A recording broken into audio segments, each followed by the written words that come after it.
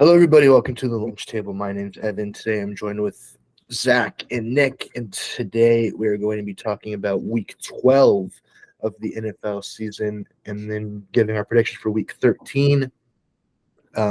We didn't do a show last week because we were busy with Thanksgiving and everything. But we're back this week, and yeah, we'll dive straight into it. Starting off with the Thanksgiving games on Thursday.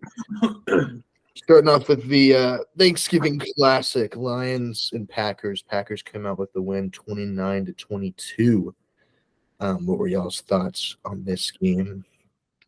First thing I want to say is I was very surprised the Lions lost this game because going into the week I thought they were going to win, but the way they played, I wasn't particularly pleased with how the Lions played. I really liked how the Packers played though. Packers came out swinging. That was pretty cool to see. Jordan Love and Christian Watson both played a heck of a game. It was nice to see them get back on track. I really liked their aggressiveness too, coming out of the gate. I mean, first play of the game, like a 50-yard bomb, and they go right down the field and score. I really liked the aggression from the Packers. I don't think the Lions looked too great. They did not play well. Jared Goff did not play well at all. But yeah, my main takeaway from that game was just I thought how well Jordan Love played along with Christian Watson and the Packers going in there and getting a huge Thanksgiving win against 2-3 seed in the NFC.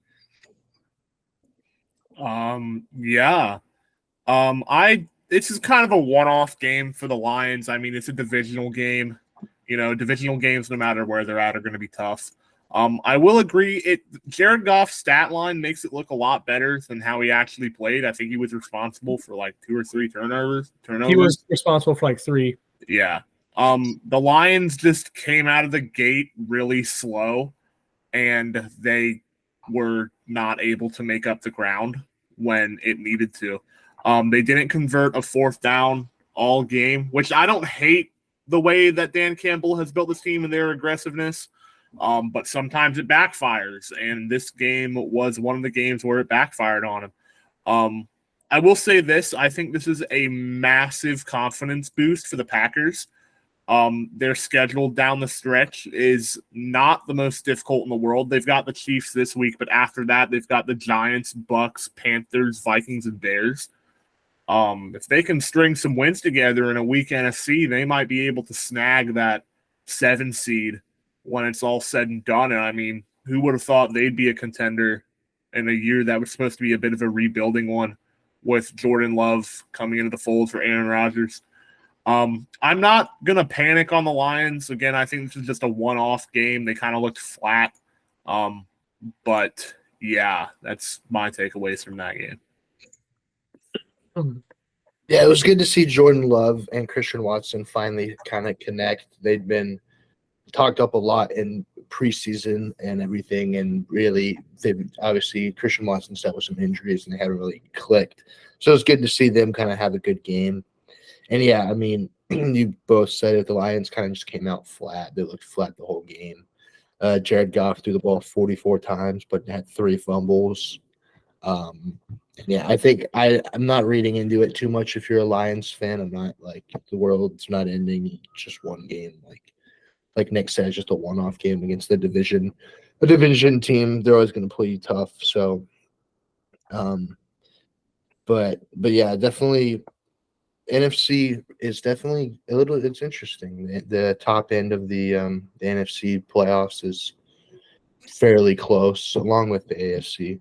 But you got like that whole division. You got Lions, Bears, Vikings, and Packers. 3 of those 4 teams are still fighting for playoff spots, and very well could still win the division. So it's definitely a close division, which I didn't really think it was going to be going into the season, but it's been interesting. Yeah, I thought the Lions just looked really flat, which was kind of interesting. I also was curious about maybe the lack of involvement of Amon-Ra. He had I- 9 catches for 95 yards. What are you talking about? Say that's yeah, it just Yeah, I would not say that's a lack of it involvement just at all. felt like the whole game that he just wasn't really like doing anything. Like it just, I don't know. Like I feel like it didn't seem like he was making much of an impact in the game. because he didn't drop He didn't 30. score. Yeah, he didn't drop 35 points for your fantasy team, so he He didn't do just anything. didn't look like he just didn't seem like he was dominating the game. Like I felt like they were going to other guys more. Yeah, I will say this: a guy that I am kind of confused as his lack of involvement is Aiden Hutchinson. I don't think he's that good. People talk him up like a tier 1 edge rusher. Absolutely not. Yeah, I don't think he's not. I don't think he's a tier 1 edge rusher currently. Like he's nowhere near the level of a Nick Bosa or a Myles Garrett or a TJ Watt. Nowhere close. He just doesn't have any moves to really get to the quarterback. It's mainly just a power, like bulldoze your opponent. When you're playing against subpar tackles, like it could work, but the Packers did a really good job on protecting Jordan Love this game. He only had 1 tackle and 1 assisted tackle. He didn't really do much the whole game. Didn't get to the quarterback as often as you would like for a star edge rusher. So I think that's one of the Lions' bigger weaknesses is their lack of pass rush, and it could haunt them down the stretch when they play better teams. But as of right now, I just am kind of confused as to why he's not having more of an impact on games. He's not as good as what people think he is. Not currently. He could get there. We'll see. But I think he's a bit overrated right now. Yeah. Well, that was just not going into the draft, is that he really doesn't have a lot of moves off the line. He kind of just either beats you with his quickness or just like powers through you. Like he's not really, I guess, more of a finesse rusher. Yeah, he is a overrated football player, is what I would call him. Yeah. Anything else on that game? I do not have anything. No. That's about it. All right, we'll move on to the Cowboys and the Commanders. Cowboys won convincingly 45-10. Dak Prescott had another great game, 23 for 32 for 331 and 4 touchdowns. Tony Pollard got involved more this game. He had 13 carries for 79 to touchdown. Nick, you mentioned it a couple minutes ago off camera, but you said this game kind of proved to you that the Cowboys are legit this year. Yeah, I've been saying it really since the first month of the season. I don't think the Cowboys hype is overblown this year. I think they're a top 5 team in the NFL. I don't know if it's close. And the big thing with this team was the quarterback play. Is Dak going to like step up when it matters most? And well, that remains to be seen, but he is currently playing the best football of his career. His last 5 games have been against the Rams, 304, 4 touchdowns, 1 pick. Against the Eagles, 374, 3 touchdowns, 0 picks. Against the Giants, 404, 4 touchdowns, 1 pick. The Panthers, this is the worst team that he's played, and he had the worst stat line, 190, 2 touchdowns and no picks, and then 334 touchdowns and 0 picks against the Commanders on Thanksgiving. I don't know why he's not being talked about in the MVP race. Not necessarily the favorite, but in terms of the MVP being a quarterback award, he's playing like one of the best quarterbacks in the league right now. He's up there with CJ Stroud and Jalen Hurts in terms of actual play on the football field. And then you combine that with this absolute juggernaut of a defense that they have that doesn't have Trayvon Diggs, by the way. Went down in week 3 with an ACL injury. And I think that they are a scary, scary team. 45-10 is no joke. That is a beatdown of historic proportions on Thanksgiving. And on the Commanders side of things, this is kind of just the nail in the coffin. I think they fired Jack Del Rio after this performance. Yeah. And I think Ron Rivera is going to be fired after this year too. Whether they promote Eric Bieniemy to head coach remains to be seen. I think they should. But it's another lost season for the Commanders. But yeah, I think the Cowboys are legit. And shout out Deron Bland for breaking the NFL record for pick sixes in a season with 6 games to go. Yeah, that's pretty crazy. That's insane to think about. So yeah, I think the Cowboys are legit. I think they're a team that needs to be feared. I know what Weaver's gonna say, but I'm not fully on the Cowboys train, but we need to start taking them very, very seriously. Yeah, this is a juggernaut team that's not going to go to the Super Bowl. Yeah.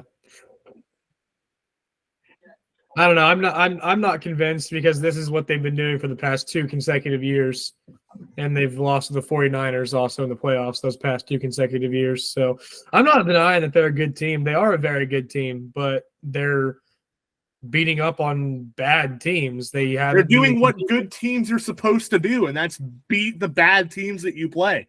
And but they aren't beating good teams. They're not just beating them, they're annihilating them. 45-10, 33-10, 49-17, 43-20, 38-3, 30-10, 40-0. What are the scores against winning teams though? Well, they played the Eagles. The Niners game is rough. There you go. That is a rough one. That was a rough game, but they played the Eagles really tough in Philadelphia. So I mean, I'm just saying, they look really good against these garbage teams, but they haven't beat a good team yet. It's a similar story with the Dolphins. I think they're better than the Dolphins, but it's a similar story. They haven't beat a good team yet, and they haven't won. They've gotten destroyed, but they didn't get destroyed. They got beat by the Niners for the last 2 consecutive playoff runs when everyone's like, and they've been just destroying opponents in the regular season for the past 2 years. I don't know. In my mind, this is the exact same thing that I've seen the last 2 years from them. So I'm not sold until they actually prove it in the playoffs. I mean, they have a great team, but I'm not going to hop on that bandwagon until they prove it in the playoffs. The Cowboys are going to have opportunities to beat good teams. They've got the Seahawks, Eagles, Bills, Dolphins, and Lions next. So yeah, they are going to have opportunities. So we'll see how they take that. One of those teams, though, I will say is a fraud, in my opinion. But the other teams, yes, they will have chances. Yeah, I think I'm with you, Nick. I think the Eagles are legit. This is the best I've seen the Cowboys play in the last couple of years. I think Dak's playing, like you said, the best football of his career. He has 3,000 yards, 23 touchdowns, 6 picks, and he's second in the league in QBR. And yes, I mean, they are beating up on the bad teams, but like Nick said, they're absolutely obliterating them.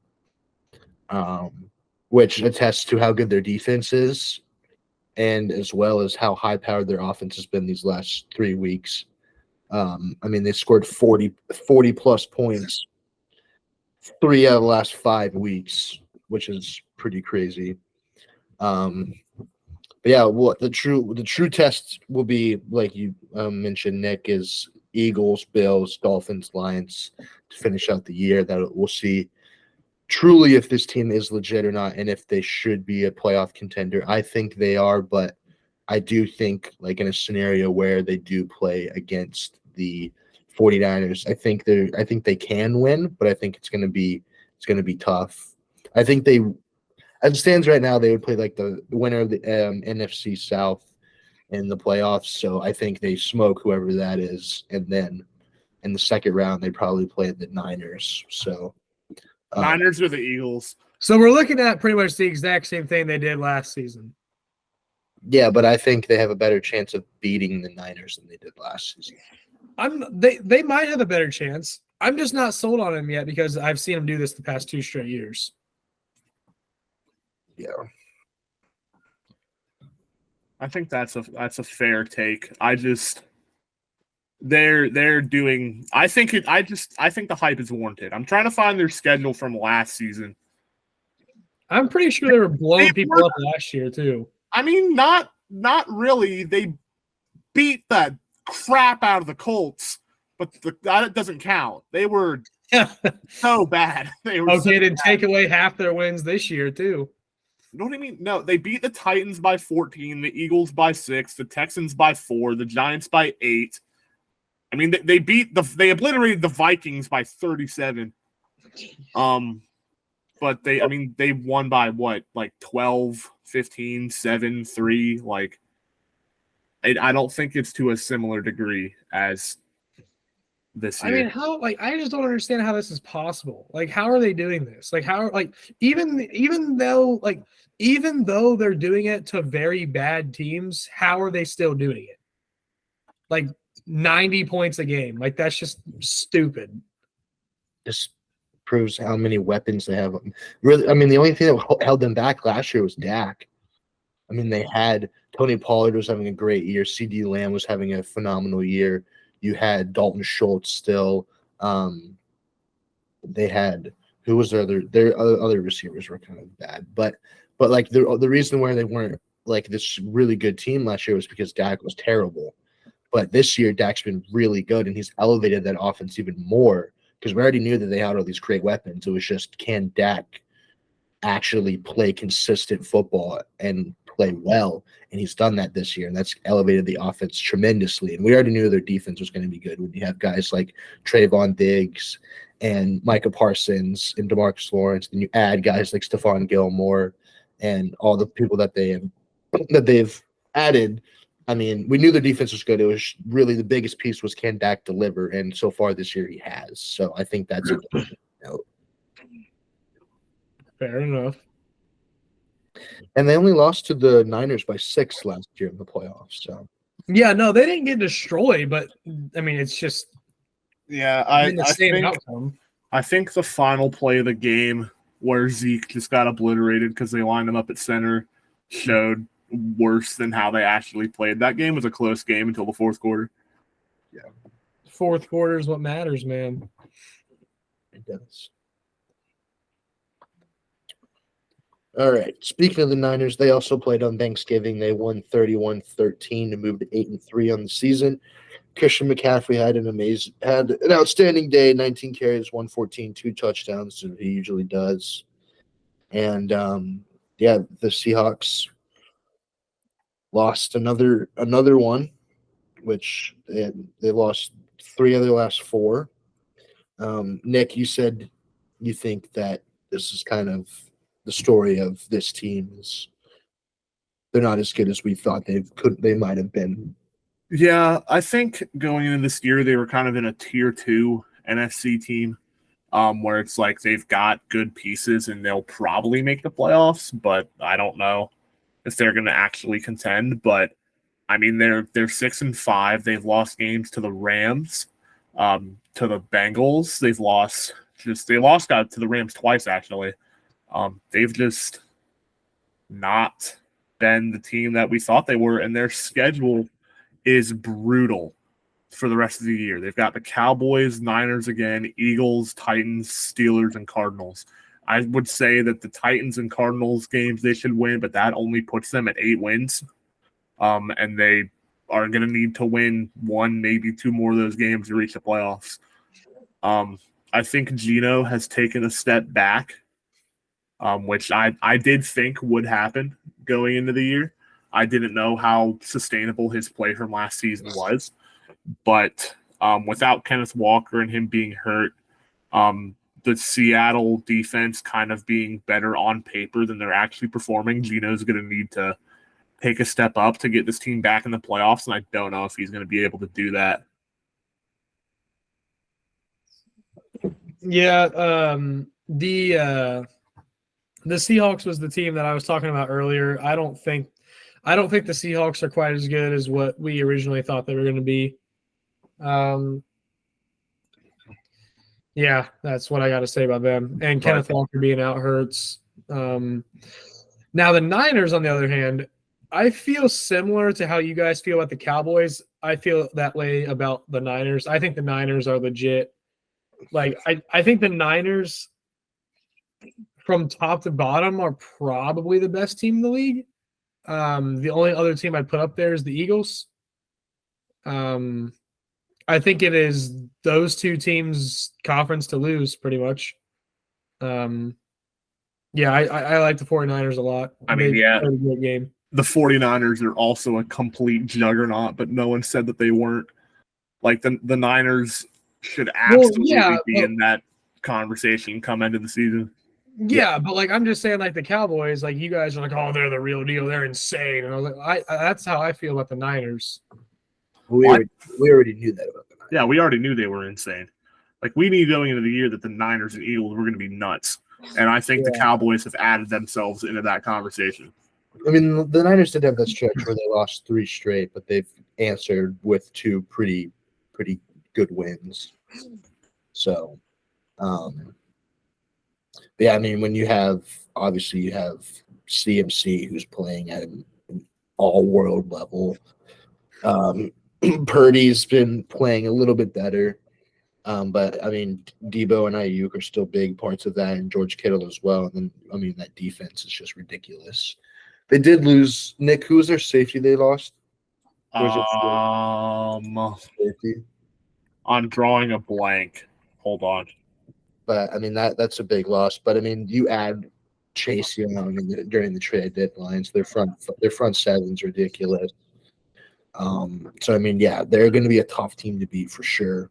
But I do think that they are beatable. But you're going to have to play a really good game to beat them.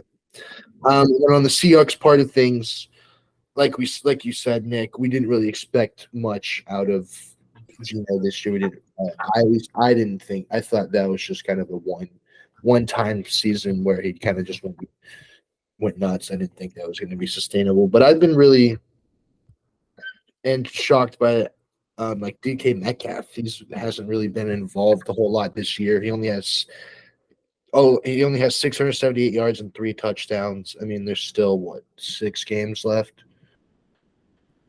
But I mean, last year he had 6 touchdowns and 1,000, so he still could get that. But I just feel like he's not getting. Like he got targeted 9 times and only had 3 catches for 32 yards. I mean, I know it's against the 49ers, but I feel like he's kind of been a little underwhelming this year. And but the who hasn't been underwhelming is Jordan Brooks has been really good for them. They're at the middle linebacker spot, him and Bobby Wagner. But Jordan Brooks has been really good, kind of holding that down because, I mean, Bobby's good, but he's old, obviously. So that's a bright spot for them. But, yeah, that offense without Kenneth Walker struggles for sure. Yeah. Hufanga was the safety. He was a first-team All-Pro last year for the Niners. He tore his ACL against Tampa Bay. So that is a huge loss for them. But they've got stars on the rest of that defense. They're still going to be on a similar level. Yeah.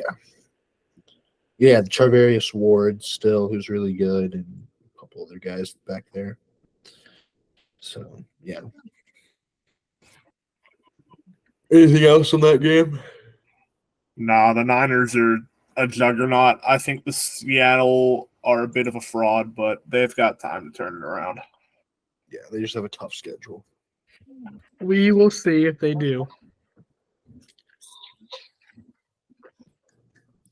Moving on to the Black Friday game, first Black Friday game ever.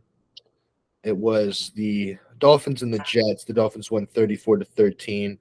And I think the most memorable play from this game was the 99-yard pick six to end the half for the Dolphins. That play just epitomizes the Jets season this year, just an absolute dumpster fire. And Zach Wilson got benched. He didn't play, but Tim Boyle didn't do much better. So they're kind of screwed. Yeah, I think you saying the epitome of the Jets season fits perfectly because it's a Hail Mary, all the marbles going towards glory, and then it gets picked and ran back the other way for a complete opposite outcome.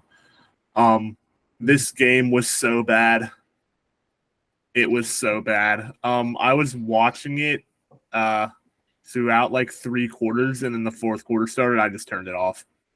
I didn't miss much after that. I fell asleep during that game. Yeah, that game was. I don't have anything to say about that game except for the Jets are in the exact same position they were in last year. Yeah, the game went pretty much exactly how I expected it to. Yep. But hey, the Dolphins are still very, very good. Jalen Waddle and Tyreek Hill. They both had over 100 yards.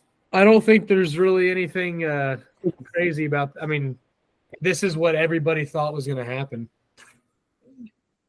Yeah, Tua He did. actually did that well. No, he Yeah. But it didn't really matter because the Jets do not have an offense without Aaron Rodgers at the helm.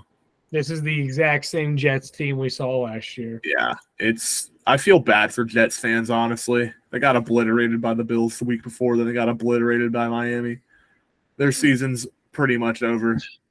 Yeah. Yeah, it just sucks. They bring Aaron Rodgers in. Oh, they're going to go. They're a Super Bowl contender, and that is true probably with Aaron Rodgers. But then it all just gets taken away from him, man. Brutal. Well, I think, much like being an Ohio sports fan. yeah. Well, I think an underrated piece about that is their field, because you saw What's his name? his name Phillips. Yeah, Jalen Phillips. Phillips tears ACL, and obviously Rodgers towards Achilles, and there's been multiple big time injuries at the Jets Stadium. That stadium is a piece of crap. So I don't know if they need to take a look at that field or do something with it, because a lot of people have gotten hurt playing on that field. Yeah, they need to get rid of turf. Yeah. All And these just get a new stadium. Yeah, They need all to these- bomb that stadium and just rebuild it. Well, the Giants also play there, so I know, and it's a terrible stadium for both teams. they just need to. I don't know if switching the grass would solve all the problems, but it would solve most of them. I don't understand why NFL stadiums have billionaire owners and they can't spend some of their money to protect the players that are making them that money by putting grass in instead of turf. And with the World Cup coming around, they've said that all the stadiums that are hosting games need to be grass. So Yeah, I don't get why. I mean, everybody wants to play on grass. I don't think it's really that difficult. yeah. Yeah. It's not that bad. But yeah, I mean the Jets offense is just bad. It's terrible. Brees Hall only had 7 carries for 25 yards. Tim Boyle was garbage. Garrett Wilson had an okay day. Yeah, like they're a mess. The Jets defense can only do so much. Yeah, I feel bad for Garrett Wilson too, man. Dude's an absolute stud receiver. Been playing with garbage quarterbacks his entire career. yeah. But I mean that like Rodgers is gonna come back here, I think next week or the week after. Well, he said he might not rush getting back. I mean, if they aren't Yeah, in I wouldn't the rush playoffs, getting then I don't back. even know if he'd come back. I know, but like he is eligible. He could be eligible to come back, but he said he would only come back if they're in a playoff spot. And as it looks now, they're not going to be in a playoff spot. We probably won't see him till next year, I wouldn't figure. Yeah, no, I don't think we will. But I saw some people were like, well, do they make changes in the front office or what? And basically what they said was Aaron Rodgers has like a hold on them and they're not going to make any changes. Like Salah's not going anywhere. Hackett's not going anywhere. Who's the other whoever the other coach is. So they're Really, sticking with what they got. They just need a compatible quarterback, and they'll probably be all right. I mean, I feel like really their only issue is not having Aaron Rodgers. Yeah, it is. So I don't really know if it's necessary to go and make any front office changes when you just have. I mean, when you're just rolling with garbage quarterbacks all year. I mean, you're not going to have great outcomes. Yeah. Yeah, so I think this is just one of those seasons where you just kind of chalk it up, cut your losses, and just move on. Yep. I believe that is one of the years. Much like most Jets seasons over the past half century. Yeah. Except the Jets actually had like expectations going in. Yeah. Me and Evan are going through the same thing right now. Just chalk it up and call it a year. Yep. We'll talk about that here in a minute. But yeah, that's it for the weekday games. We'll move on to Sunday, regular scheduled programming. A big game was the Jags and the Texans, two of the top teams in their division. The Jags took this one 24-21. The Texans missed, what was it, a 50-yard field goal to put it into overtime? Yeah, they 58 don't- yards. How much? 58 yards. It went off the crossbar. Well, he doinked it off the crossbar, man. That was brutal. The Texans very well could have won that game. I think we might have to have a discussion. Could the Texans actually possibly take the division? It's going to be tough now. They're 2 games back with I think they can 6 to probably play. make But the playoffs. yeah, they could still make the playoffs. They're currently out of the playoff spot right now. But I think they might be able to make playoffs, though. yeah, But this was a big game for them, and sadly, it just didn't go their way. Yeah. But Stroud balled out again. Yep. He had that one ridiculous throw down to take down that they called a stupid flag on, but that was like a ridiculous throw. Yeah. Um, This might have just been one of those games where it's sometimes the ball does not roll your way, you Yeah. know? I mean, I think the Texans are still a great team. The Jags are a great team, you know? This was a big game, and sometimes that happens in big games like that. Sometimes it just doesn't go your way, you know? Not that they did anything wrong. It was a 58-yarder. That's a tough make for an NFL kicker, you know? It's just so close, you know? yeah, well, they cut that guy today. Did they seriously? yeah. Well, he missed a kick earlier in that game, and he hasn't made a kick over 50 yards in his entire career. Why was he even on the team then? Because he made the game-winning field goal against the Bengals. Yeah. But if you can't make over a 50-yarder, I don't think you should be in the NFL. Well, 58-yard, that's a tough kick, but Yeah. if you've never made one over 50, that's an issue. yeah.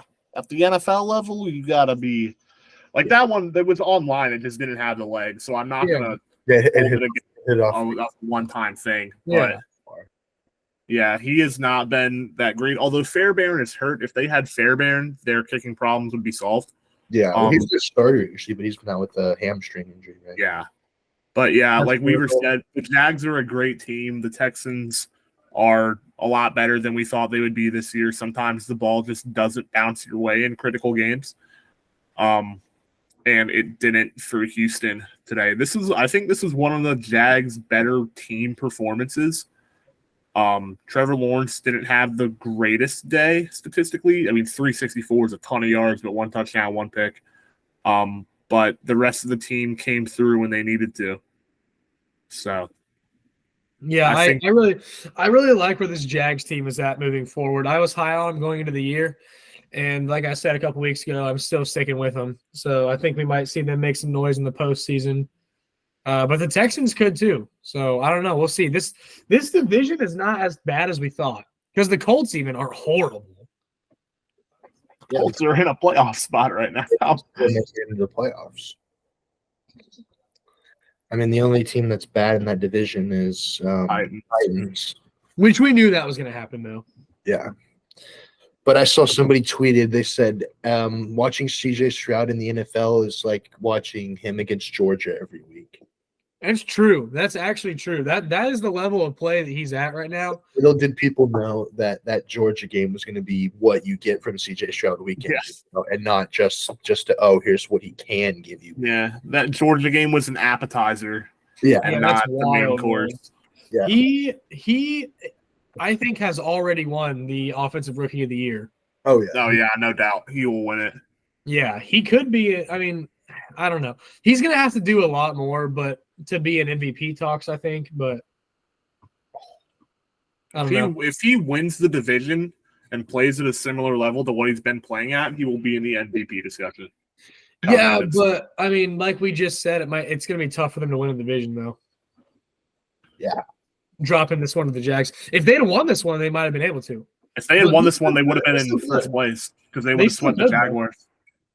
Yeah, that's why this was a big game. But I think it's crazy that they drafted Stroud, and then the next day he was like, you need to go draft this kid, Tank Dell. Like, he's legit. And then they listened to him, and now they're the best rookie wide receiver quarterback duo that we've seen. Yeah, Where is he from? Houston. But Stroud knew, he was like, this dude, like, we got a connection, like, he's gonna be good. How did Stroud know him? I don't know. They might have been in similar high school classes or whatnot. Might have played somewhere similar in high school or something. Everyone's played with each other at some point in their careers, so he probably played with them at one point. Yeah, they're probably the best rookie wide receiver duo since at least Andrew Luck and T.Y. Hilton, maybe further than that. But it's nice that like even like Nico Collins came back this week. He had 7 for 104 and a touchdown, and Tank Dell still had five catches, 50 yards, and a touchdown. So I think the dynamic going forward is going to be Nico's going to be kind of your all-around wide receiver one, but Tank is going to be the guy who is going to take the top off the defense, give you those big plays. And they still have guys like John Mechie, who's been good, Dalton Schultz in there too. So they have good weapons there, receiver. And I mean, Devin Singletary even came in. He had 6 catches for 54 yards. He's been a bright spot for that team the last couple of weeks with Damian Pierce out. So I think this Texans team, which Zach, you had mentioned this before the year, that you would really like this Texans team going in. You liked what they had been building. And I think we're seeing that come to fruition right now. I mean, you got their head coach in D'Amico Ryans, who's probably up there for coach of the year, I would assume. Yeah, I'm a big fan of that guy. I knew that was a good hire. Yeah, and then Stroud's been unbelievable, and they just got to keep building on those pieces. And I think if they keep doing what they're doing, I think that them and the Jags are going to be right up there for the division for the foreseeable future, unless the Colts. I mean, the Colts are still pretty good too, but Nick's shaking his head because he knows. But we have to play C.J. Stroud and Trevor Lawrence twice a year for the next 10, 15 years, and I'm not looking forward to that. Hey, you have Anthony Richardson, though. We do have Anthony Richardson. I'm wearing his jersey right now, but he's out for the year. Yeah, God, I miss him. Yeah. So hey, at least you're not the Panthers, and you passed on C.J. Stroud. You didn't have a chance to.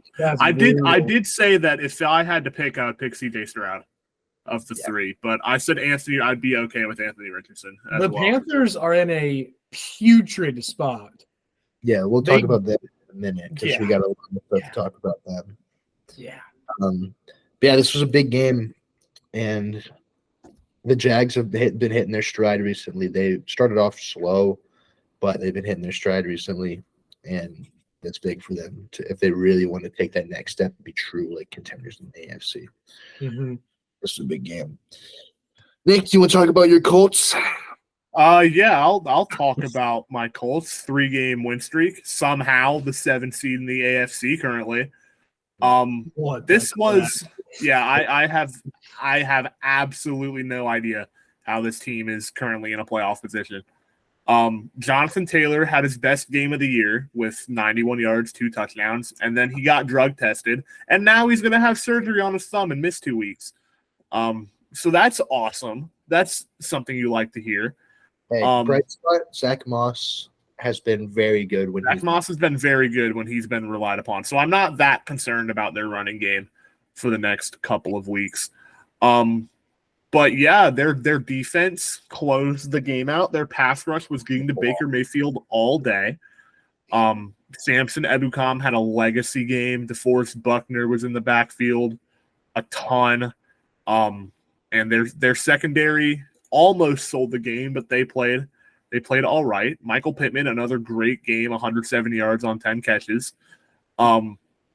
This game showed how much we miss Anthony Richardson because, listen, I love Gardner Minshew's mustache and everything, but I cannot stand watching him play quarterback for most of the year with this team. No, he's a great backup, but the more you rely on him, the less success you're going to see. But hey, we're on a 3-game win streak. I do think that Shane Steichen also needs to be talked about for Coach of the Year.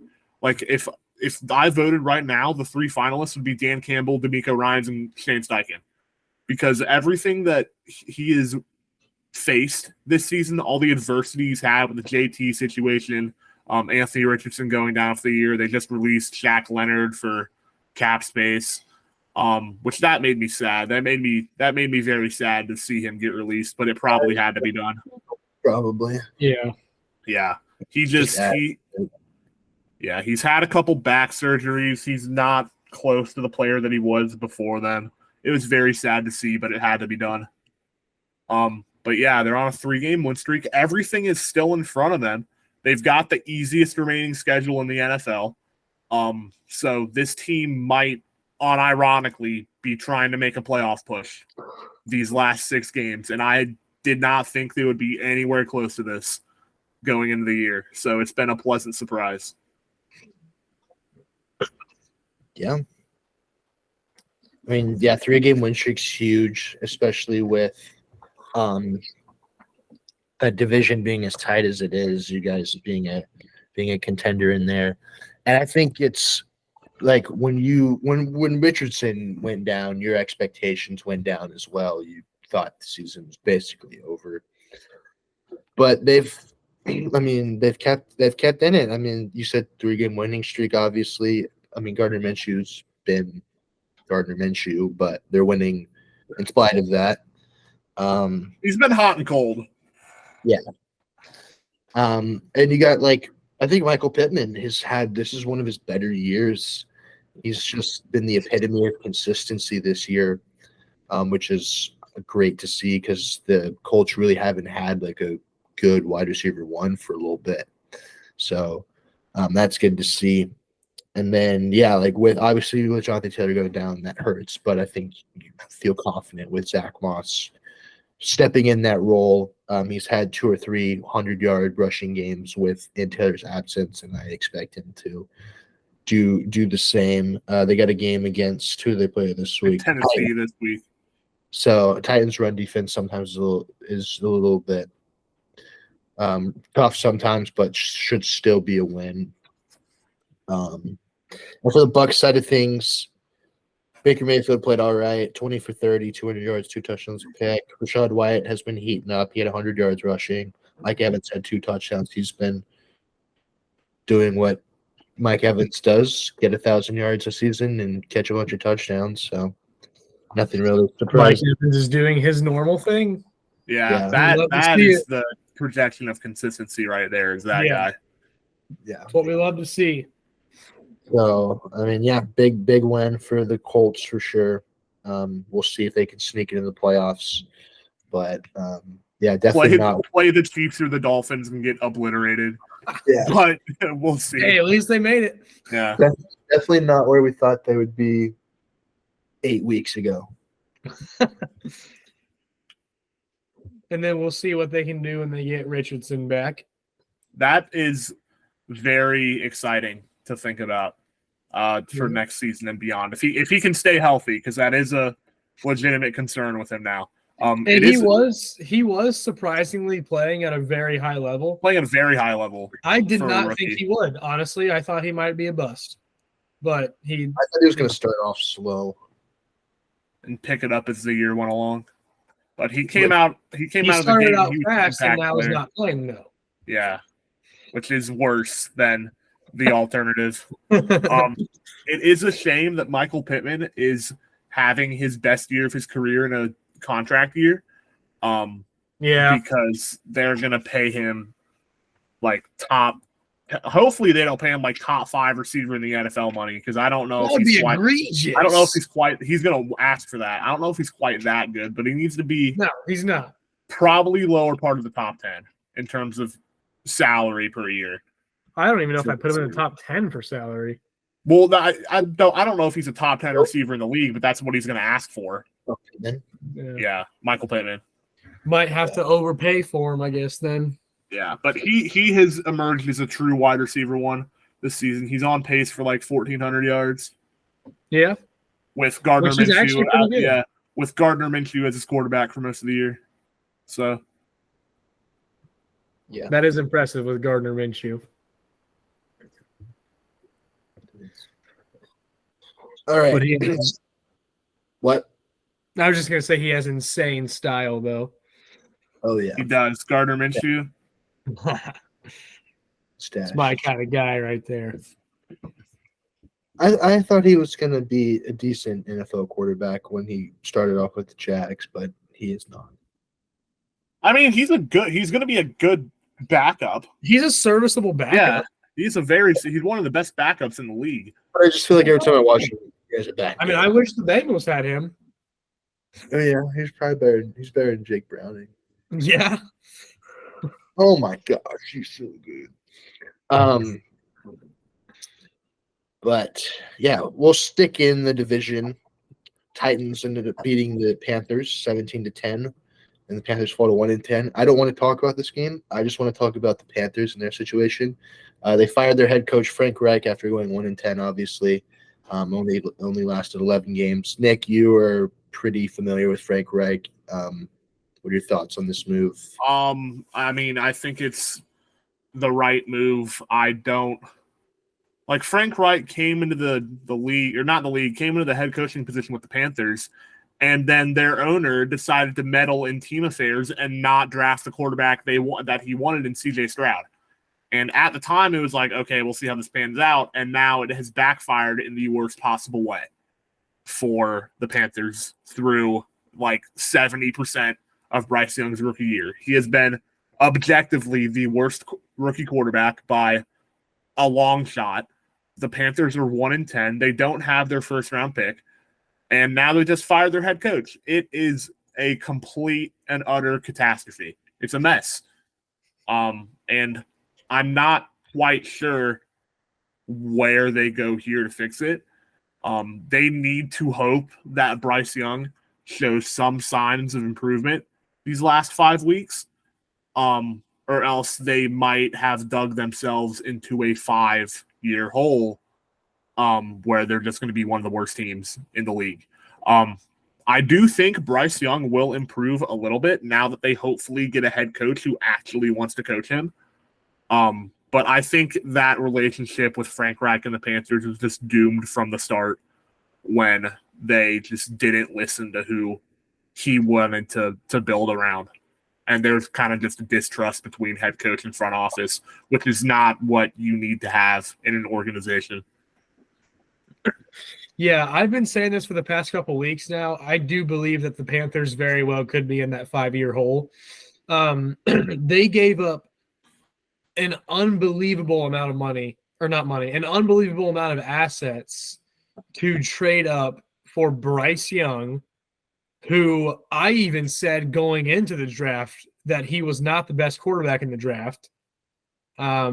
So they absolutely whiffed on the quarterback draft with CJ Stroud sitting right there for him. I'm not saying Bryce Young's bad, because Bryce Young could still be good, but he's not as good as CJ Stroud. They whiffed on that either way you look at it.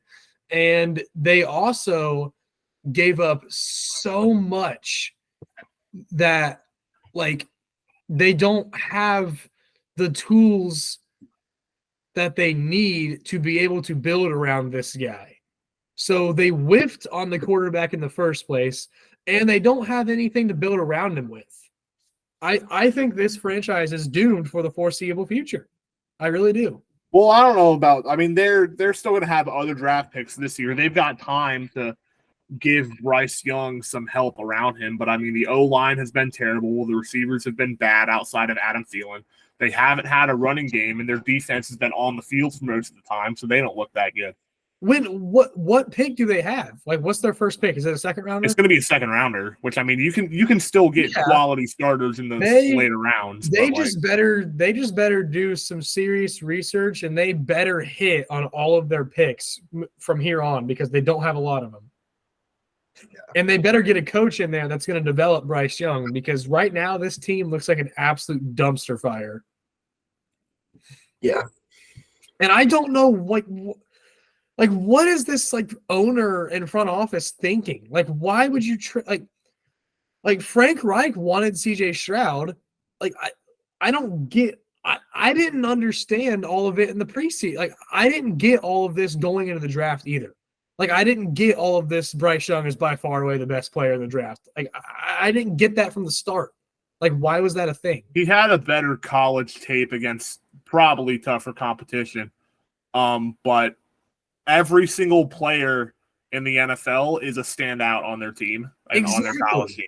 So yeah, like I don't know. I didn't get it from draft time, and I don't get it now. Like I think Bryce Young's a good player, but he's not CJ Stroud. I think the Panthers whiffed pretty badly on that, and I think they dug themselves into a really, really big hole that's going to be really hard to get out of.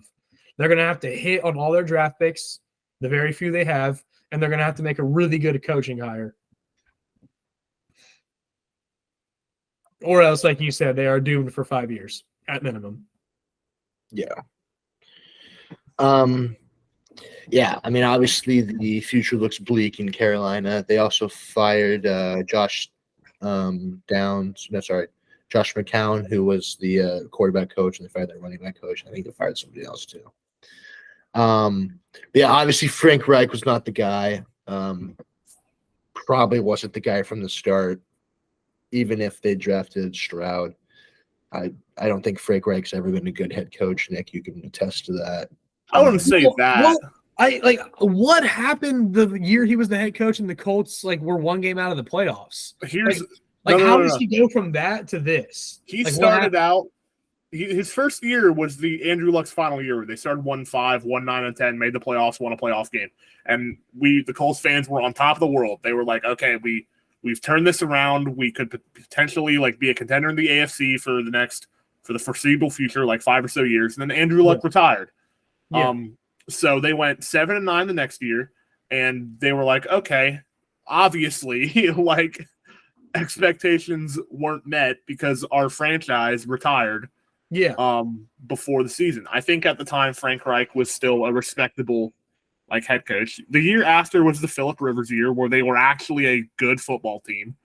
Went 11-5, lost to the Bills by 3 in the playoffs. They very well could have won that game. Frank Reich's reputation was still fairly high.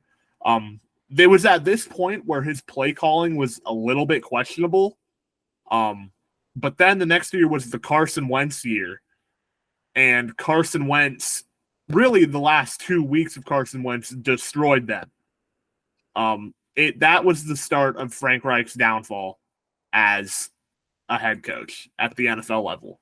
Because not only everyone, I blame Carson Wentz for that loss against Jacksonville. He played the worst game of his entire career, but also Frank Reich coached the worst game of his entire career in that game. They got obliterated by the worst team in football in a must-win game to make the playoffs. And that's kind of what started the spiral from there. I don't think his reputation ever got back to where it was pre Carson Wentz year. I just wonder what how does he go from being a supposedly good head coach to now being a horrible head coach? I just don't understand what changes, on his part. Obviously, a lot of lack of confidence. Yeah. And personnel change. Yeah.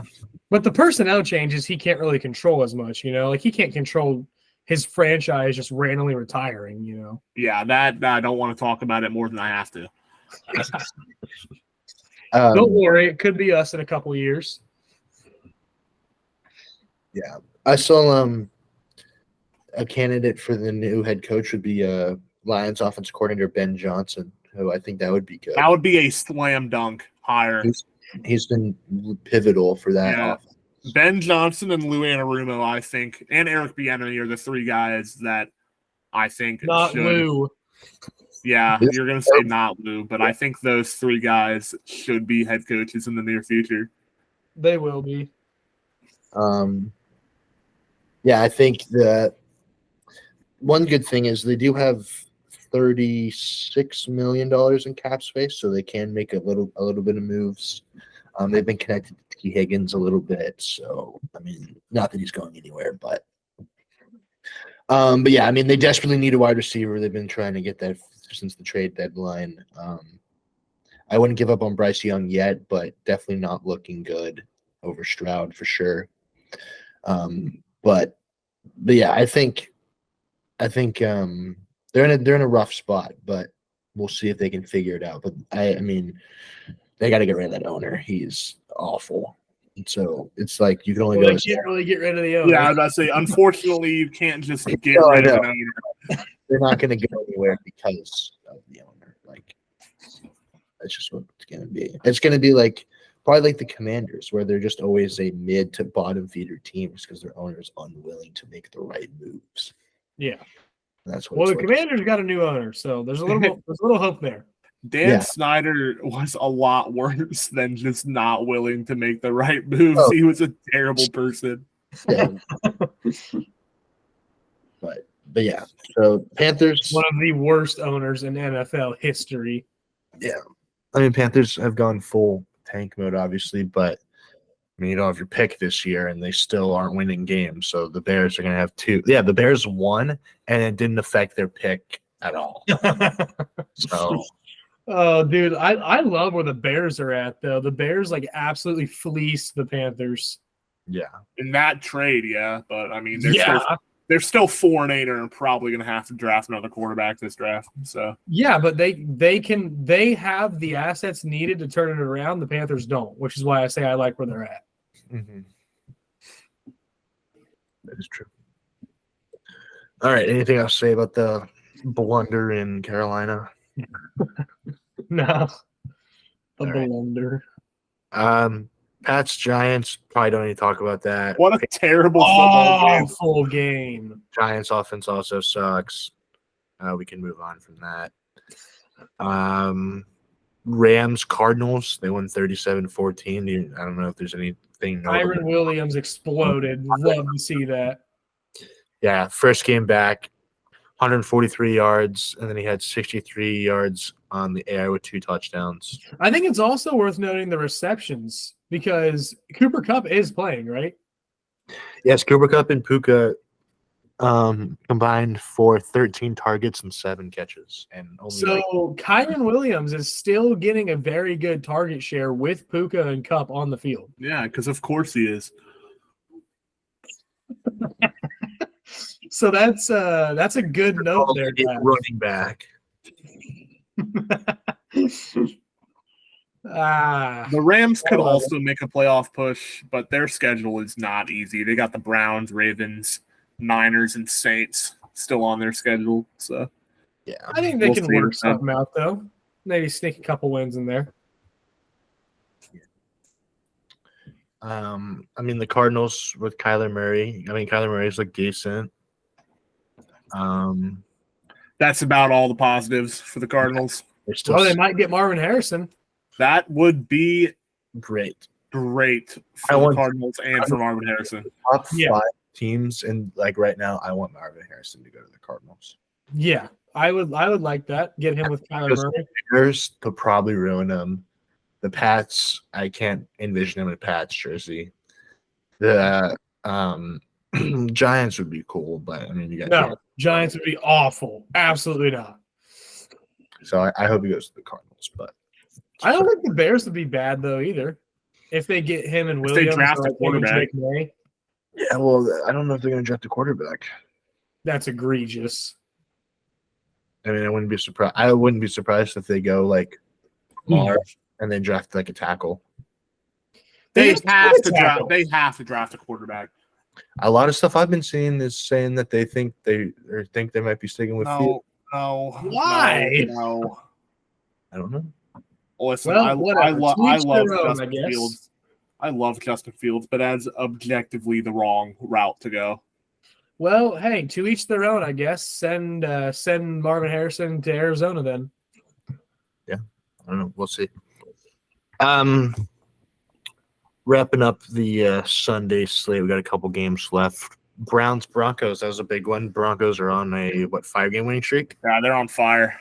Yeah, the Broncos are heating up. Russell Wilson, I'm having to eat my words there. Russell Wilson looks extremely good. Broncos defense is playing lights out. I'm eating my words altogether with this Broncos team. They look really good right now. I still don't know if they're going to be able to make the playoffs, but they're playing good football right now. They're right there. Yeah, this is the Russell Wilson that the Broncos traded for. Yes, it is. Yeah, Yes. this is the team that Broncos fans envisioned when they did that trade.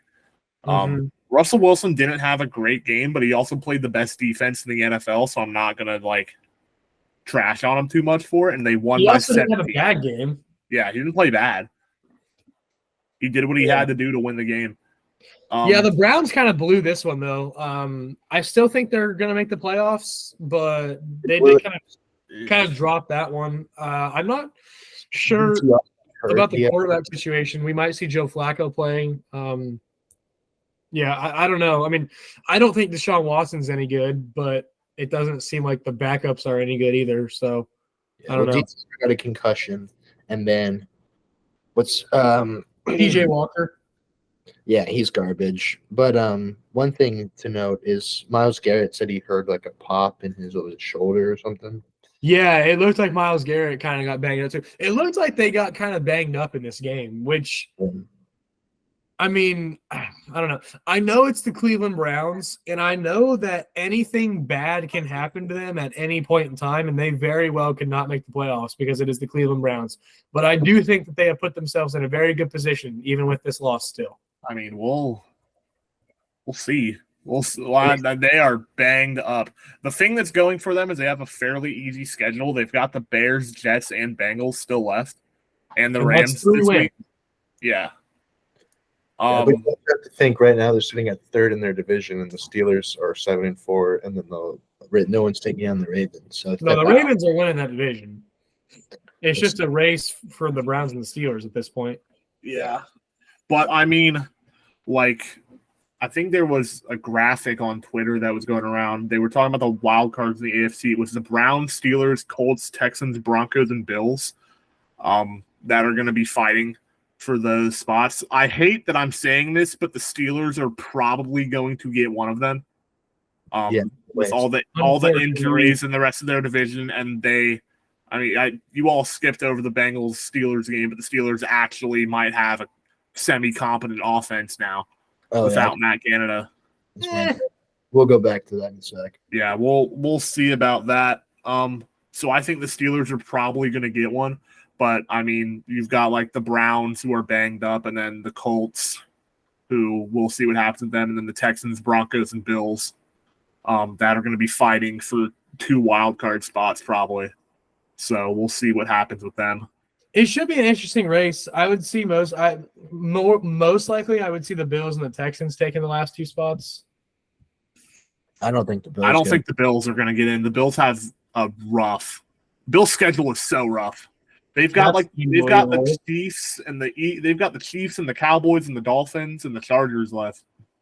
Yeah, I don't think they're going to get in. Well, who do you think's going to get it then? I think if I had to pick right now, I'd say probably the Browns and Texans.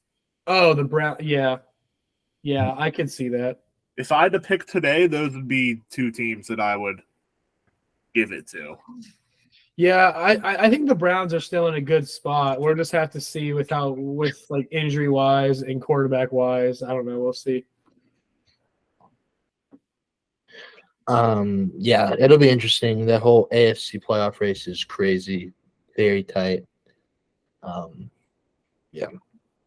I completely glossed over this game just because I just lost track of it. But the Bengals, how could we forget? They lost 16-10. But before we go into our rant about the Bengals, as we do every week, on the Steelers side of things, they made some big changes. They fired Matt Canada, which every Steelers fan rejoiced. Rightfully so. Yeah, every Steelers fan was happiest. That was their Super Bowl. They won the Super Bowl. Exactly how excited they were. And they had their first 400-yard game in 58 games. So congratulations to them for breaking that historic record. That was their first 400-yard game since COVID, for reference. Kenny Pickett looked all right. He looked pretty good. Still didn't throw a touchdown, but Pat Freiermuth had a great game, 9 catches, 120. The running game did well. TJ Watt is by far and away the best defensive player in the league. I don't think there's really any debating that right now. Dude, TJ Watt is unreal right now. TJ Watt is Watt the best defensive player? I don't think it's far and away. I do still think I would put Micah Parsons and Myles Garrett in that conversation. If you don't, you're a moron. Yeah, if I had to pick right now, I'd probably say TJ Watt. But I mean, The dude has 13 and a half sacks, 31 tackles, an interception, and 3 forced fumbles. TJ Watt is a monster. It's not fair. Yeah, the Steelers I still don't think are good. They are still just a stupid team. With TJ Watt's nasty. They got a solid defense. They got a good defense. Their offense I still don't think is good. My feelings towards this Steelers team really don't change much. Kenny Pickett is absolute dog water, and I still don't think this team is any good. But they're still going to make the playoffs because they just continuously find ways to listen. If their offense can show some semblance of life, I think they can absolutely be a sleeper team, like to win a couple games in the AFC. Because if the Jags could win a couple games, like in the playoffs, yes, in the playoffs. No, if the Jags could make the conference championship game and almost beat the Tom Brady-led Patriots with Blake Bortles as their quarterback, the Steelers absolutely can with a more athletic quarterback and better stars on defense. But they got to get their offense some semblance of consistency. Yeah, well, we'll see. I don't like this team. We'll see. One thing I want to note that's funny is Deontay Johnson. I'm sure you saw the play where he just showed zero effort. Yeah. If that didn't tell me I want to be traded, I don't know what does. I mean, the week prior he got into an altercation with Minkah Fitzpatrick, and then he showed absolutely zero effort. Like he didn't even get off the line. Yeah. Good there. The ball rolled right to him. He didn't even pick it up. So he wants out. He wants to be traded. I mean, I think that's as clear as you can say, hey, I want to be traded than actually demanding a trade. I think that's. Well, I don't know why he just didn't do that. I don't know. There's no point at this point. Yeah, but I thought it was really funny that he just didn't try at all.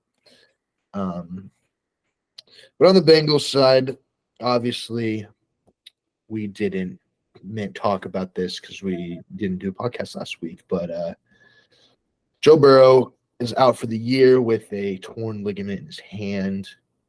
Sadly, he just had successful surgery yesterday, I think it was. Yeah. So this Bengals season is looking gloomy. It's over. Yeah. I will not be so nice. Yeah. It's over. I'll let you go on your rant on why Burrow's never healthy, why he's only going to play 3 years in the NFL, blah, blah, blah. I don't have much of a rant to go on. This is just one of those years for the Bengals. Time to pack it up, call it a year. It was bad from the start. Had a little bit of hope there. They were fighting behind the 8 ball since camp with Burrow's calf. So, yeah, it's just one of those years, unfortunately. It's just time to chalk this year up as an L and one of those unfortunate years and hope for better times next year. But, yeah, I don't know. Something's got to be fixed with Burrow.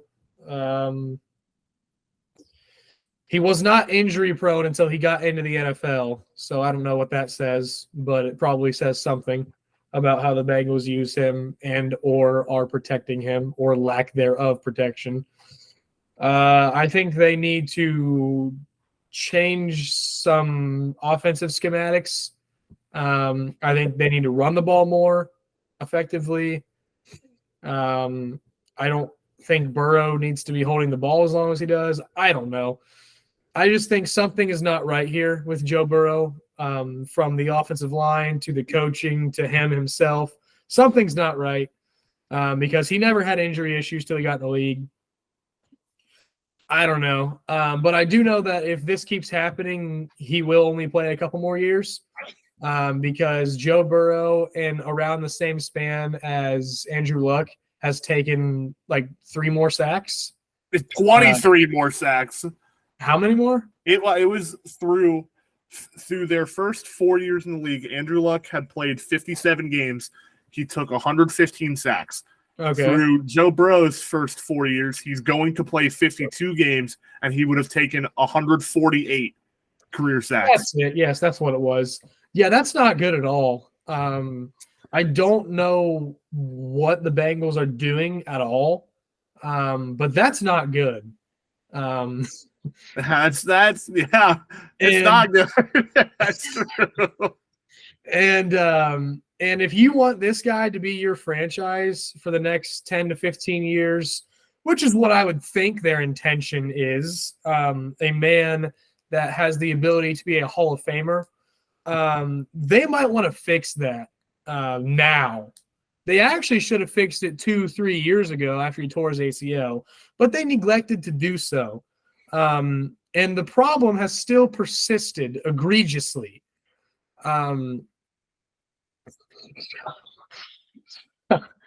So I think it needs to be addressed now. And if not, then, we'll see Burrow in the NFL for maybe 5 more years. And I don't want that. And I don't think the Bengals want that. So I think it should be fixed now before we get any further along this line of injury proneness. Yeah. I think this is just one of those unlucky seasons, like we kind of said about the Jets earlier, where just stuff that's really out of your control kind of just happens, like injuries and stuff like that. So I think you don't really read in too much into this season. I think you kind of just chalk this one up as a washed year. Most teams, most contending teams, have at least one of those, where just a year where just stuff doesn't go their way. And I think that's this year for the Bengals. And I think it could be a blessing in disguise. Yes, obviously Burrow's injury is massive, and hopefully he has a full recovery, comes back healthy. And like you said, Zach, it is becoming an issue that he's injured, that he's been injured, had season-ending injuries two of his 4 years in the NFL. So I don't know what the answer is to that, but something has to change. I don't know if that's coaching, if that's the way Burrow prepares himself physically, if that's bringing in new guys in the offensive line or whatever.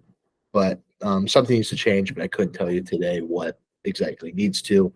But I think it could help the Bengals because more than likely they're going to be last in the division. I think realistically they win 1, maybe 2 games for the rest of the year. So in that scenario, you finish the season 7-10, maybe 6-11. You have a top 10, top 15 pick. You take either a offensive lineman, or I've seen a lot of mocks have us getting receivers due to T. Higgins leaving. I couldn't tell you today who I think they should pick. I have to wait till the offseason. But I think having a top 15 pick, and then you also on top of that will have a easier schedule due to them not being a division winner. I think that could help propel the Bengals back into, obviously, I think anytime Joe Burrow is on the field, I think they're contenders. And I think it's not going to change next year. I think they're going to bring most everybody back that they can. Obviously, they have a lot of free agents, but they'll figure it out like they always do. And so I think also the Super Bowl is in New Orleans, and the last time there was a championship game in the state of New Orleans, Joe Burrow was there and he won it. So just saying. And that he would also be a story and a half. Yeah, it very well could happen. I think like Evan said, that really is about the only bright spot about this. I think it opens up opportunities for a top 10 pick and an easy schedule next year. Yeah. But I think one thing that needs to be talked about is the coordinators. I think Lou Anarumo is good, but I wouldn't be surprised if he gets some head coaching nods. But the defense has been underwhelming this year. And then I think offensively, schematically, it needs to change. I've been harping on this since the beginning of the season, but I think I wouldn't be surprised if they consider getting rid of Brian Callahan. I wouldn't be opposed. I think that would be a smart thing. I would not be opposed to that. I think his flaws and the scheme's flaws have been covered up due to Joe Burrow, and I think we saw this when they don't have him. they can't do anything. I mean, yes, they played the Steelers, who have a great defense, but they really didn't move the ball down the field much at all. I mean, Jake Browning looked all right, but there's like 3 or 4 plays I could pinpoint, like where he should have made this play, and if like blah blah blah. So I think really, Bengals fans, you just chalk this one up as a lost season. You hope and pray that this is not a norm for Joe Burrow. He hope he comes back fully healthy, which he should. Historically speaking, most people who have this type of injury come back with 100% mobility and flexion and all that stuff in their hands. We should be all right. But obviously, not the season we hoped for. We expected a big year and just didn't happen. So, stuff like that happens. So I think you just chalk this one up, make the best of what you can. Yeah, I just think, highlight. I think the offense needs to be really looked at, whether that's coaching and or schematics. I think the offense is the major issue here that needs to be really looked at, particularly running the ball more. But the whole offensive scheme as a whole, I think, needs to be really looked at for Burrow's sake and just to win games. Yeah. Real quick, Nick, on the outside looking in as a non-Bengals fan, where do you see their whole situation? I mean, I was gonna say this. What Tom Brady, and Peyton Manning to a certain extent did a couple decades ago is not the norm. When you have a franchise quarterback at the NFL level, there's going to be 1 or 2 years in your window where you just chalk it up, and it's like not a ton went our way this year. It was kind of just bad luck. I think this is one of those years for the Bengals. I agree with what Weaver said when he said schematics need to change. They need to run the ball more. I've been saying that since last year. Because their offensive line, particularly in run blocking this season, has not been good at all. And yeah, I think that they need schematic changes. I think they need to run the ball more. I think they need to continue to work on their offensive line. It's not as good as they would hope at this point in that trajectory. But I think mainly, I think it's just a lost season for them. All franchises have it at some point. So you hope Burrow has a full recovery. You hope they figure out what to do with their free agents. And maybe change some things on the offensive side of the ball in terms of schematics and coordination. Mm-hmm. Yep. All right. We got 2 more games to talk about this week. We got the Bills and the Eagles Sunday night, or not Sunday night. Should have been Sunday night. Should have been Sunday night. But the Eagles won 37-34 in overtime. Josh Allen is now 0-6 in overtime. Did this end the Bills' chances at a playoff spot, or you think they still have a chance? I think they still have a chance. Yeah, I don't think if your definition of still has a chance is not 0%, then I think they still have a chance, because I do think the Bills are a good enough team to beat the Chiefs and beat the Cowboys and beat the Dolphins if they have to, but they had this game in the palm of their hands and they let it slip away, which, like, it's the Eagles. Like, in Philadelphia, you lose that game and it is what it is. But the sting of this loss would have been eased by not losing to the Broncos at home and not losing to the Patriots and not losing to the Jags in London. So, yeah, I mean, I don't think it's likely. I think they lose at least 3 of their last 5 games against the Chiefs, Cowboys, and Dolphins. But we'll see what happens. Something is missing with them. I don't know what it is. Their defense has been wrecked with injuries. Josh Allen had a phenomenal game. 4 total touchdowns, 400 total yards. Like, when we say Josh Allen's the top 3 quarterback in the league, this is what we expect from him more often than the 4 interception game he had the Jets start the year off. Against one of the better defenses, against the best team in the NFL at their house. But in terms of the Bills side of things, I think that this year is kind of over. And changes need to be made.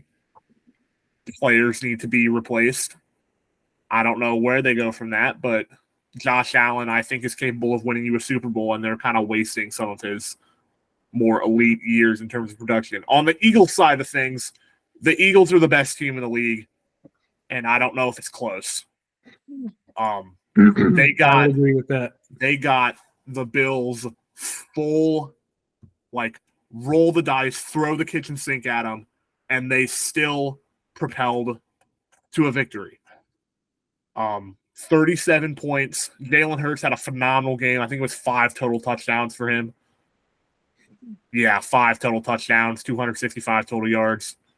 MVP frontrunner, probably. Whether you think it's deserved or not is to each your own. But the Eagles, I think, are the best team in the league. I don't know if it's close either. I don't know if any team can really touch them in terms of quality right now. I don't think so. I think the Eagles are insane. Jalen Hurts has now led a game-winning drive in back-to-back weeks against Patrick Mahomes and Josh Allen. Need I say more? Yeah, it's absurd. It's there. I think Jalen Hurts is absolutely your MVP right now. I love the Eagles right now. They're playing at an insanely high level. I mentioned earlier that I feel like the Niners, like roster-wise from top to bottom, have the best overall team. I still probably stand by that, but I think the Eagles are the best team, though. You know what I'm saying? The difference between the Niners and the Eagles is the Eagles have an MVP caliber quarterback. Exactly. And the Niners have Brock Purdy. Yeah. No disrespect to Brock Purdy, but he's not Jalen Hurts. Yeah, I think the Eagles are the best team in the NFL. Yeah, they got the MVP favorite. I said this a couple weeks ago. I think we very well could see an Eagles-Chiefs rematch in the Super Bowl. I think that this might be the year for the Eagles, though. You know, like it just seems like they're they're rolling this year. Played a great game against the Bills. Yeah, I like where they're at right now. Here's a thing that I don't know if people have been talking about enough. The Bills, in a game where you just saw Jake Elliott nail a 60-yarder to tie the game. So conditions can't be that unkickable in because Jake Elliott just nailed a 60-yarder. Yeah. You have 20 seconds and 2 timeouts with the way Josh Allen has been playing. Why aren't you trying to win it in regulation? Yeah. Well, they had that one throw to Gabe Davis that he misread. Yeah, that was an overtime, though. I'm talking like before it even gets to overtime, you get 2 chunk plays with the timeouts that you have, and you're setting yourself up for a chance. Like, I don't know why you don't do that. I think Sean McDermott is telling Josh Allen, we don't trust you to put us in a position to win the game against this team. And I don't think that's the attitude you should have when you have a guy like Josh Allen at your quarterback position, especially the way he was playing going into that moment. Yeah. Yeah. Yeah, the Bills, I mean, they got some questions for sure, but Josh Allen he played a phenomenal game, and I feel like that's kind of the norm of how these overtime games go is Josh Allen plays really well, but they end up losing due to other reasons. So, but a big win for the Eagles. Obviously, stay at 10-1. Jalen Hurts had 5 touchdowns and a pick. I think they're the best team in the NFL, like you both said. But one thing that I think is crazy, I saw this on Twitter this morning. So when winning, Jalen Hurts has a 62.5% completion percentage, 1,130 yards, 7 touchdowns, 9 interceptions, and a 65.9 QBR. When losing, he throws 71% completion percentage, 1,977 total yards, 22 touchdowns, 1 interception, 114.1 QBR rating. So when he's down, he plays lights out. Oh, I thought you meant in games that they won or lost. I was like, that does not make any sense. They've only lost 1 game. No, and he's losing. Like at the point when he has the football. Yeah. Okay, that makes sense. Like he elevates his game to another level, which I think just speaks to how good of a quarterback he is. And That's what you want to see out of your QB there. yeah, and I think he's my MVP this year. I think he has been phenomenal. I mean, best player on the best team, and I think the Eagles are a juggernaut. And they're going to be hard to stop this year. So, and I mean, they still have who do they play? They've got the Niners this week. Cowboys. Those are really the only games. Yeah, Seahawks 2 games against the Giants and the Cardinals. Yeah. So, but yeah, they're legit. Fun team to watch. Yeah. Speaking of quarterbacks that get no help, Justin Herbert once again lost the game where he probably shouldn't have. But the Ravens won 20-10. Same old story for the Chargers. Justin Herbert does Justin Herbert things, but they still lose. Brandon Staley needs to be fired immediately. He's more than likely going to get fired, they said, barring any crazy playoff run that they make, which I think they should have done that last year, but that's besides the point. The Ravens are legit. Zay Flowers is the best rookie wide receiver. Anything else? Nope. Nah, I think it's funny how the way you guys feel about Brandon Staley is the way I feel about Arthur Smith, so I find that kind of funny. I've been pushing the anti-Brandon Staley narrative for 2 years now. Well, at this point, you're just wasting Justin Herbert. Yeah. Yeah. I've been pushing ever since he made that bonehead decision to call a timeout against the Raiders when they would have taken the tie to get them both in the playoffs. That was egregious. Ever since that, I was like, is Brandon Staley really the guy? And then after they lost that game last year, I was stunned that they didn't fire him when he got back in Los Angeles. But he's not the guy. He needs to be fired too. And yeah, not winning. So I do not believe we will see him as the head coach of the Los Angeles Chargers. Yeah, I think he's holding them back from being a contender in the AFC, but we'll see what happens when they inevitably get higher, though, too. It'll be interesting to see how that pans out. Yeah. I'd love to see Ben Johnson as the head coach of the Chargers next season, to be honest. Yeah, he'll be one of the top names for sure for a lot of the head coaching vacancies. What did you see? Schefter said he expects 6 to 7. I did see that. Fired. Yeah, I did see that. I mean, there's one already has been. I'm thinking of probably at least 2 other ones right off the top of my head. Eberflus could get fired. There's 3. Ron Rivera. He was 1. Belichick potentially. Belichick will probably move. Who else? I don't know. Those are the main 4 that pop in my head, though. Yeah. Yeah, I can list 5 or 6. And then one of them already got fired. So Arthur Smith. Oh yeah, Arthur Smith. He better be gone. Yeah, there's 5. 5, and that's probably it. But they're leading the division right now, right? Yeah, well, that division's garbage. Who cares? Do you think they're going to fire him if they win the division? Probably not. They should. Winning really that division does not count. Yeah, he needs to be. Yeah. Put the Broncos in the NFC and give them a playoff spot. Yeah, for real. Whoever wins that god awful division. That's real. What a terrible division. With some horrible coaching. Yes. All right, let's move on to some Week 13 predictions. First up, we got Thursday night, Seahawks at Cowboys. Give me the Cowboys here. Yeah, I think the Seahawks, I wouldn't call them frauds because I didn't expect them to be contenders going into the year, but I'm going to take the Cowboys in this game. I'm going the Cowboys as well. We talked a lot about them earlier. So. And Joel also sent me his predictions because he has homework he has to do, but he also picked the Cowboys. There we go. We got Chargers at Patriots. I'm going to take the Chargers here. The Patriots are a horrible football team. Yeah, I think it'd be really funny if the Patriots won, but I'm going to take the Chargers in this game. I'm also going to go Chargers because Mac Jones and Bailey Zappi are abysmal, and I think they're openly tanking now. So just tank for Drake May or Caleb Williams. Joel also has the Chargers with him. Then we have the offensive shootout that is Cardinals at Steelers. Oh yeah. I'll take the Steelers here because they always find ways to win. This game will be Through that team. This game will be uncomfortably close. But the Oh, Steelers, it'll be like a 14-10 game. yeah, the Steelers. It'll be like 13-10 Steelers, and then the Steelers will score a fourth quarter touchdown and win like 20-10 or something. So I'll take the Steelers in this game. Yeah, screw that team. I'll also take the Steelers just because they keep finding ways to win, and they have a cupcake schedule. Steelers. Joel also had the Steelers. All right, Nick, your Colts against the Titans in Nashville. In Nashville.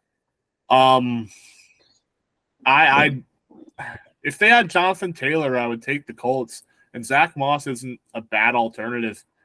But it is a division game. But also the Titans are not good. So I don't like I don't think the Titans are that good. I'm gonna take the Colts in this game. I'm scared that Will Levis is gonna dice up our secondary, but I'm I taking think- the Colts. I think the Colts will do just enough. I'll take the Colts too. I think they're going to keep that winning streak going, but I think it's going to be a close game. Joel also has the Colts. Colts Nation. All right, so the Titans are gonna win. This one is in Broncos at Texans. This is a massive game Woo! That is a big game. for the playoff. Give me the Texans here. Ooh, this is a tough one. I'll ride the Broncos. They're red hot. I'll take them in this situation. I'll go with you, Weave. I'll go Texans. I think Stroud Yeah. falls out again. I think this is going to be a really high-scoring game. I think it's going to be a fun one. Joel had the Broncos. Ooh. Then we got Detroit at the Saints. Give me the Lions here. They're going to bounce back. Yeah, I'll take the Lions as well. The Saints defense is not fantastic. I'm also going to go Lions. I think they'll bounce back. Joel being different here, going Saints over the Interesting. Then we got Falcons at Jets, another high-powered offensive game. Gosh. I Um, bet the Falcons will win. It'll be like 10-7. Another I think the misery of the NFC South continues. I'll take the Jets to win a 12-7 game. I hope the Jets win. Yeah, I think I'm going to go with the Falcons. I think they're going to keep giving Bijan the ball, and good things are going to happen, like we saw this week. Joel has the Falcons. Could have guessed that. He likes Arthur Smith. Next up, we got Dolphins at Commanders. Dude, if Dak Prescott did what he did to the Commanders' defense, imagine what Tua and Jalen Waddle and Tyreek Hill and Raheem Mostert are going to do. Yeah, to the this Dolphins are going to win this game. I don't have to take Under 30 points. over 40 points for the Dolphins in this game. Realistically, under.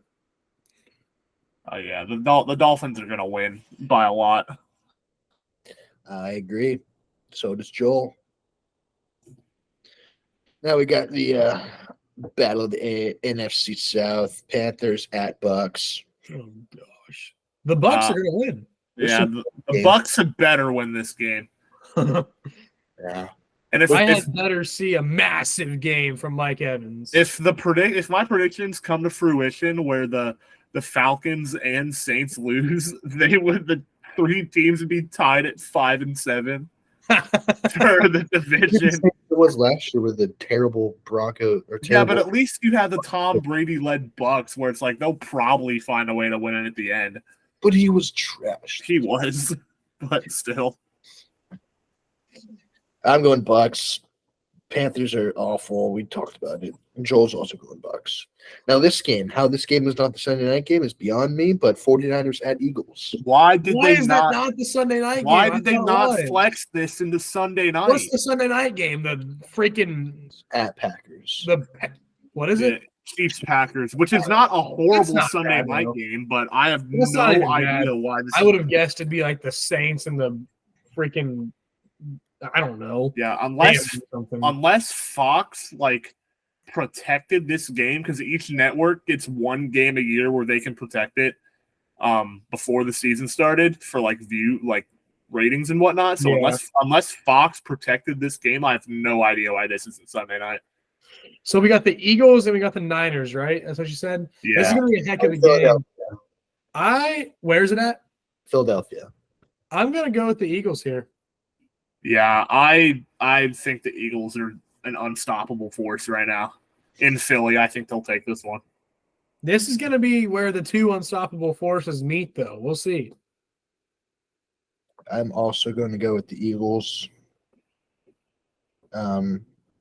Joel forgot this game, so I don't know what he's thinking. He didn't write this one down. All right. For the sake of being different, we'll have him going with the 49ers. Yeah. Fair enough. Just so we're not handing the 49ers the win. Yeah. Now we got Browns at Rams. With DTR being out, I'm Is he gonna take confirmed the out? Rams. Huh? Is he confirmed out? Because He has a concussion, so I don't imagine. Yeah. I think I'm going to take the Rams here. I think they're going to ride their victory from last week. Hopefully, they'll feed Kyron Williams an egregious sum. I think I'm going to get the Rams here. what if Yeah. Kyron Williams just has like 6 carries for like 20 yards and Puka That and would Cooper Cup go crazy? make my day. I would be not thrilled at all. Could happen. The Browns' run defense is very good. Yeah. I'm gonna take the Rams in this game too without DTR. Miles Garrett's also banged up, and he's day to day. I think the Rams will win a lower scoring game. Yeah, I'm going to go with the Rams too. I think just the injuries are starting to pile up here for the Browns, and I think it's going to hurt them this game. With Joe Flacco or PJ Walker, I don't trust either of them. Joel has the Browns winning. All right, now we got the Sunday night game, Chiefs at Packers. I think this will be a sneaky close game. I think the Packers. I think last week's win was a huge confidence boost for them. But I am going to take the Chiefs in this game because they have Patrick Mahomes and the Packers don't. All right. I'm going to probably take the Chiefs as well, just not necessarily for that reason. I do think this will be a good game, though. I'm going to go Chiefs just because their defense is ridiculous, and I think they'll kind of put the Packers hype to a halt this week. Joel also has the Chiefs winning. And last but not least, we got Monday night Bengals at Jags. Oh, gosh. This game was one of my most looked forward to games of the year, and now it's just going to be a Jaguar slaughter because they don't have Joe Burrow. Yeah, Jags are going to win this game. It's not going to be hard either. I agree, and so does Joel. So yeah, that's going to wrap it up for this episode. Hope you all enjoyed. If you did, make sure to like and subscribe, and we'll be back for week 14. See you guys next one. Peace.